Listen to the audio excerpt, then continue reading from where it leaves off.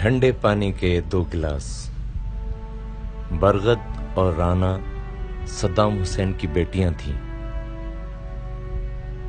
4 ماہ پہلے تک دونوں کے پاس 3 محل تھے۔ برغد کے محل میں 52 ملازمین اور 12 گاڑیاں تھیں۔ اس کے ایک محل کا سالانہ خرچ $50 ملین تھا، جبکہ رانا کو اسپیشل کہلانے کا شوق تھا۔ اس کے لیے جنیوا کی ایک کمپنی اسپیشل سرکہ بناتی تھی۔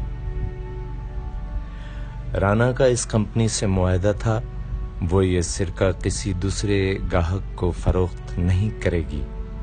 اس کے جوتے اٹلی کی ایک کمپنی تیار کرتی تھی اور ہر جوتے پر تحریر ہوتا تھا اسپیشل فار پرنسس رانا۔ اس کے لیے کپڑے اور خوشبوئیں پیرس سے آتی تھیں۔ پورے بغداد میں یہ مشہور تھا، جو خوشبو رانا لگاتی ہے وہ عراق میں کسی دوسری عورت کے پاس نہیں ہوتی۔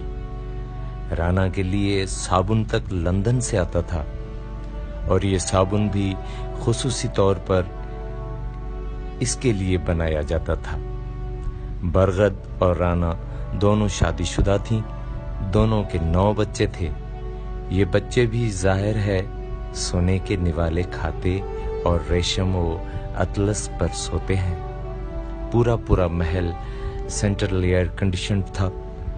گھوڑوں کے استبل اور محل کو دودھ فراہم کرنے والی گایوں کے باڑے تک ایئر کنڈیشنڈ تھے۔ محل کی صفائی اور دھلائی کے لیے مشینیں ہر دم موجود تھیں۔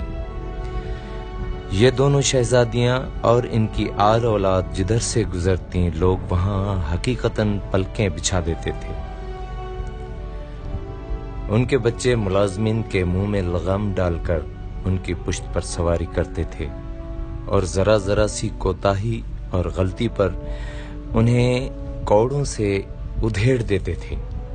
لیکن صرف 4 ماہ بعد یہی برغد، رانا اور ان کے 9 بچے بغداد کے مضافات میں 2 کمروں کے ایک ایسے گھر میں رہ رہے ہیں جس میں بجلی ہے اور نہ ہی پانی، جس تک کوئی پختہ گلی جاتی ہے اور نہ ہی سڑک، جس میں ایئر کنڈیشنر ہے اور نہ ہی ریفریجریٹر۔ ان 2 خواتین اور ان کے 9 بچوں کی نگہداشت کے لیے کوئی آیا ہے اور نہ ہی ملازمہ۔ یہ دونوں خواتین خود اپنے نرم نازک ہاتھوں سے گھر کی صفائی کرتی ہیں، جھاڑو دیتی ہیں، ٹاکی لگاتی ہیں، سرکاری نل سے پانی لاتی ہیں، ٹوائلٹ دھوتی ہیں اور کھانا بناتی ہیں۔ صدام حسین کا قریبی رشتہ دار عزالدین محمد حسن الماجد چند روز قبل ملاقات کے لیے ان کے گھر گیا تو شاہ عراق کی دونوں بیٹیاں اس کے گلے لگ کر رو پڑیں۔ عزالدین محمد حسن الماجد کا کہنا تھا، برغد اور رانا کی مظلومیت، غربت اور اسرت سے کہیں زیادہ افسوسناک بات عام لوگوں کا رویہ ہے۔ لوگ جانتے ہیں یہ شاہی خاندان ہے، لیکن انہیں سرکاری نل سے پانی تک بھرنے نہیں دیا جاتا۔ لوگ ان سے یوں کتراتے ہیں جیسے اچھوت کے مریضوں سے پرہیز کیا جاتا ہے۔ یہ ہے اس صدام حسین اور اس کے خاندان کا انجام، جس کا کچھ عرصہ پہلے تک پورے عراق میں طوطی بولتا تھا۔ صدام حسین کے اختیار اور اقتدار کا یہ عالم تھا کہ پتہ تک پھڑپھڑانے سے پہلے ذل سبحانی سے اجازت لیتا تھا۔ اگر کوئی شاخ شوخی میں آ کر بلا اجازت ذرا سا جھوم لیتی تو احساس ہوتے ہی عتاب شاہی کے خوف سے درخت پر لگے سوکھ جاتی تھی۔ یہ اس صدام حسین اور اس کا خاندان ہے جس کی انا کو پوری دنیا کا وزن مل کر نہیں جھکا سکا، جسے دنیا بھر کے نفسیات دانوں نے لوہے کے اعصاب کا مالک قرار دیا، جس کی دہشت سے ٹونی بلیئر اور جارج بش نیند کی گولیاں کھا کر سوتے تھے۔ اور جس کے بارے میں کہا جاتا ہے عراق کے 2.5 کروڑ باشندے کے دماغ میں صدام حسین کا خوف یوں بیٹھ چکا ہے جس طرح برف میں سفیدی اور آگ میں سرخی بیٹھتی ہے۔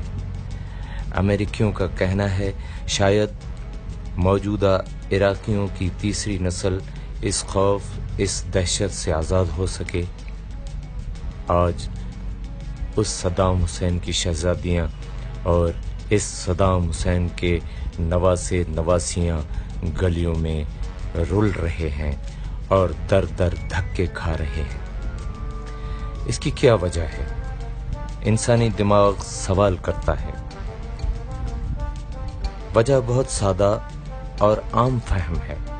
صدام حسین کو قدرت نے لیڈر بننے کا موقع دیا، لیکن وہ 2.5 کروڑ لوگوں پر حکمران بن گیا۔ اس نے رہنمائی کے بجائے حکمرانی کو اولیت دی۔ سوال یہ ہے، حکمران اور رہنما میں کیا فرق ہوتا ہے؟ فرق بہت واضح اور صاف ہے۔ قائد اعظم محمد علی جناح 15 کروڑ عوام کے لیڈر تھے۔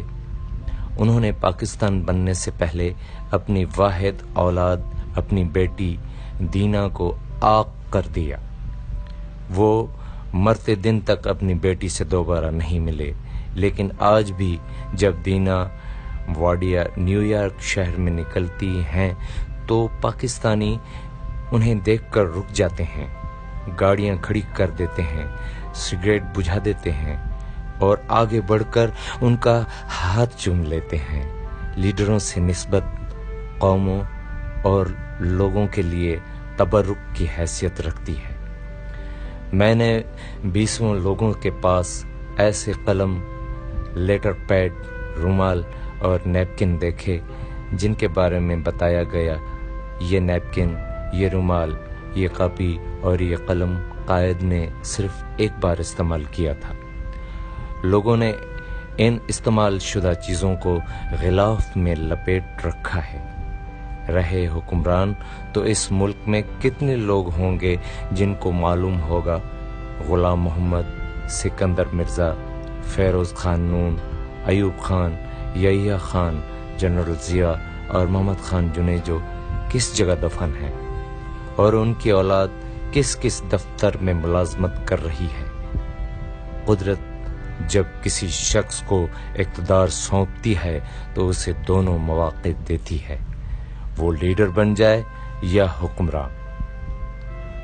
وہ 2 کمرے کے فلیٹ میں رہے، عام بس میں سفر کرے، لوگوں کے ساتھ عام کھانا کھائے، یا پھر 110 کنال کے ہاؤس میں رہے، 30 گاڑیوں کی کانوائے میں سفر کرے اور ضیافتیں اڑائے۔